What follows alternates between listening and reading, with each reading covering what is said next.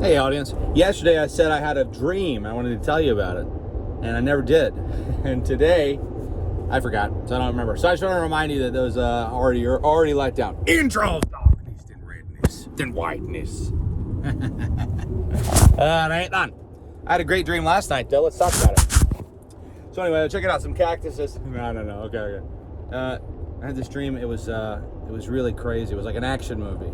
And I was on this small team of friggin', bad mama jammas, I guess. Like, like those movies where it's like the unlikely victors or whatever. And there was so many enemies and they were just terrible. Just trying to steal your liberty. Just steal your life, And most of the people around me, they weren't even joining. They weren't even joining this fight.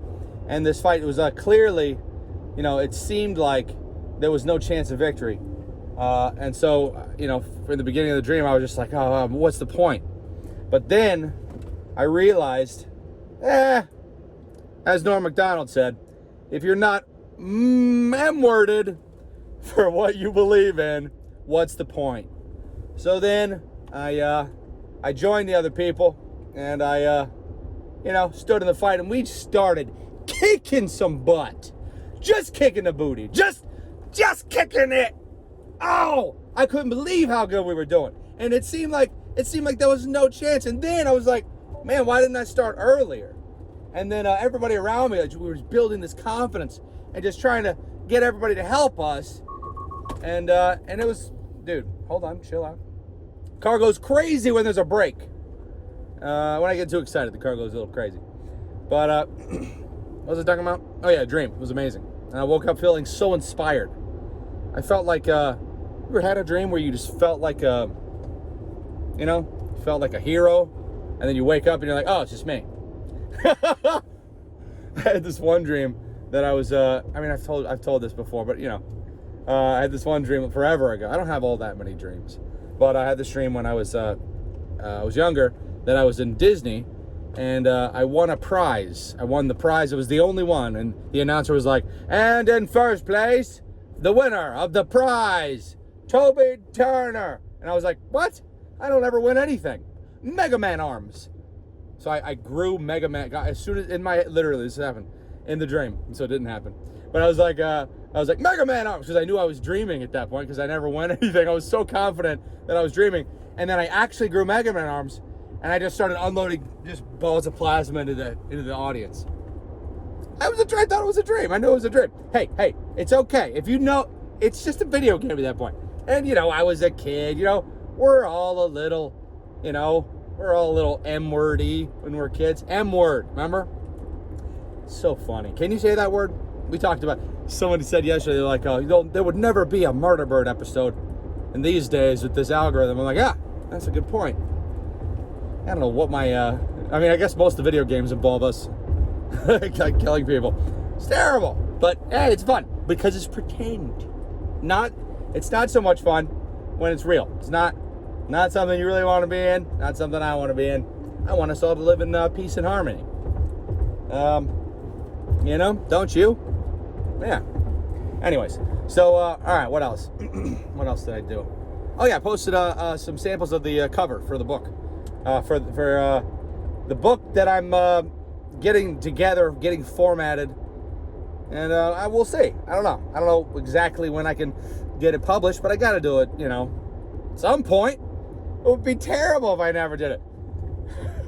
I like it, so I'm rereading it over. Taking some more notes, changing some stuff, and put it out. Whatever. Maybe it'll be good. Maybe it'll be it'll be something. And it'll be really fun to read as an audiobook. I'm excited about that. But that's like 6 months out, I hope. Yeah, what else? Oh, I'm sleepy. I kind of want to go take a nap. But, and I had some jokes I wanted to say, but then I started thinking, this is a sad thing, is looking at the book. Looking at this book and the cover. And then, I was showing it to my buddy, and he was just like, it's crazy what they stole from you. And I was like, it's crazy to think about that way. But it's also, things happen the way they happen. And, you don't really realize the darkness of humanity. Maybe I never would have realized it if all this business didn't happen. It definitely changed my my thinking pattern, because I used to think like, oh, everyone's good, and then you get to this next stage of that, which is some people are evil, I guess, mean evil, intentionally are pushing for evil, or they just want to just sabotage the world, and steal the soul from the world, steal the happiness. It's very crazy, because from my perspective as an egomaniac, I really thought I was gonna totally save the world, and I was right on the verge of saving it, in my head, which was the egomaniac head. But it was also in my head, which was just a person. I had the book, the 3 books, and then the movie and the TV show, and then a couple other movies, all these things that were just kind of in the works, and a lot of things that were going to occupy my time, and maybe steering me in a bad direction. So that's the only way I can really reckon with it is, well, oh man, there's some really good stories. I hope that one day, if I ever get on a podcast, I will I'll tell some of these stories, but they're too cool, and I gotta tell them on a bigger platform. It's like some amazing stuff, like horrible stuff, but amazing. There's like beautiful, twists, very strange, spiritual. This is all just so cryptic, but maybe one day if I ever get on a podcast, maybe not, maybe I'll never will, and maybe then it's not supposed to be told. But it's also possible I'm supposed to put it into a book. I was like, I would just talk about it if I felt like, I don't really like drama. I don't like to do things that are drama-like, and I don't like to hurt people's feelings, even if they're horrible people. Can you be a horrible person? You got to work really hard to be a horrible person. Anyway, you could always be a person that's flawed, which is everybody.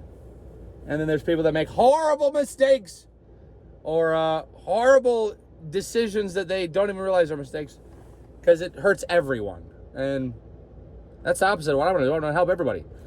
But, yeah, what a weird philosophical chapter in my life. Trying to think of things like, what can I do? And then you wrestle with that, and then for every once in a while you'll think like, what if I had done the best I could have done? What if all these opportunities I had to do my best instead of not? What would the world be like? So let's avoid a future where you don't do your best. Let's avoid it and just do a little bit better. Here's the most important thing, I think, is when you're down on yourself, part of it's a chemical imbalance. So to fix part of it, you work out. Part of it's a chemical imbalance. To fix part of it, stop putting in the chemicals that are bad, that have a negative effect on you, because that's worse, makes it worse. And the part that's frustrating as a human, I mean, everybody experiences this, is if you sabotage yourself because you're like, this makes me relax, and it, and that's fine.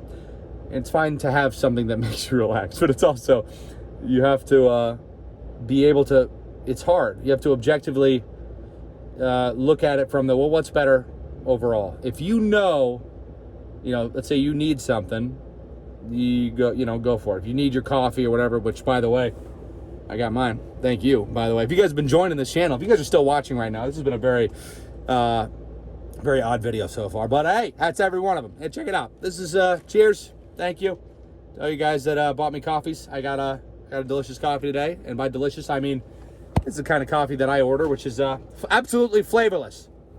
I don't want it to taste good. I just want it to serve a purpose. But yeah, I think, what was I saying?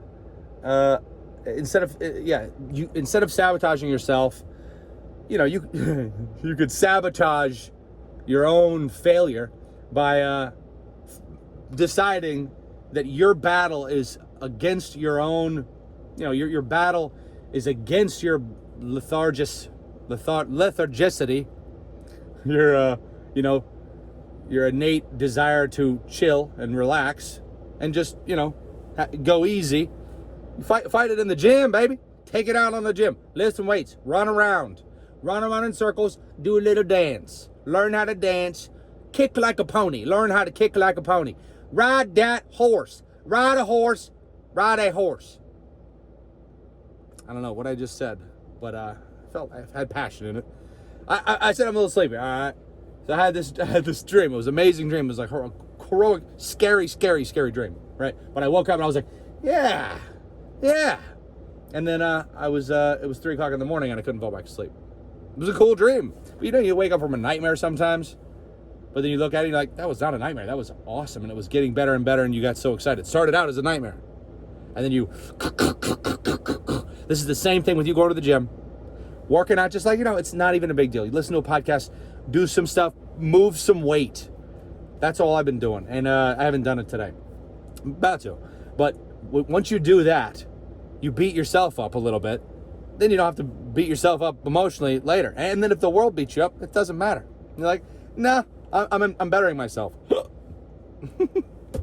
Anyways, all right, bless your face. If you sneezed, hey, 1111, make a wish. If you sneezed on this video, bless you. Yeah. TikTok yesterday video did really well.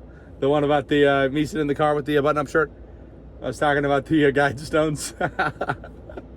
There's pluses and minuses to TikTok. One of the minuses is all your data is immediately owned by another country. But a plus, you get there's a bunch of twerk videos on there. I haven't looked those up recently. I have. Like a long time ago. Obviously, you have to. But once you do it, I'm like, no. I don't want to see that. Because it's distracting. You got to focus. We got work to do. Outro of darkness and redness.